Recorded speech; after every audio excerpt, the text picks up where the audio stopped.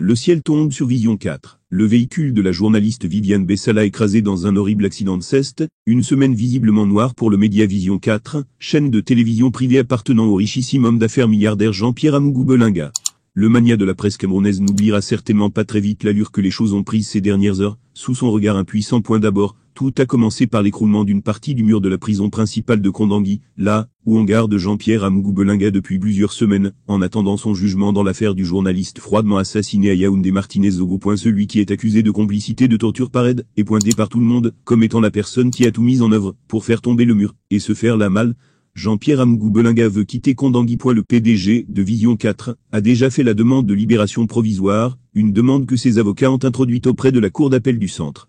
Le juge l'a rejetée. Les faits reprochés à Jean-Pierre Amougou Belinga étant très graves pour que cette fameuse demande aboutisse. Ensuite, son bras droit Bruno Bidjan a été victime d'un horrible accident de la circulation, avec des images qui circulent et qui font froid dans le dos. Le clan Bruno Bidjan évoque une tentative d'assassinat contre la personne du journaliste présentateur. Alors qu'on parle toujours de cet événement choquant, un autre pointe le bout de son nez. Le véhicule de l'ancienne journaliste de Vision 4 Viviane Bessala impliquée hier dans un accident, nous apprend le lanceur d'alerte 8 Manteau. Ce dernier explique qu'avant l'accident de Bruno Bidjan survenu ce matin à 00h, alors qu'il revenait de chez sa collègue Audrente, avait eu lieu quelques heures plus tôt, un autre accident impliquant cette fois-ci le véhicule de la belle et ravissante Viviane Andreas Bessala, ancienne journaliste à Vision 4. Pour précision, au volant de son automobile, un certain Aboubacar Jeff, qui est passé tout près de la mort au cardio-lésoa.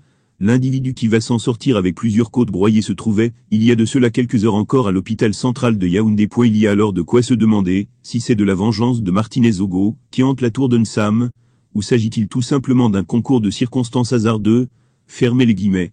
Manteau s'interroge à haute voix.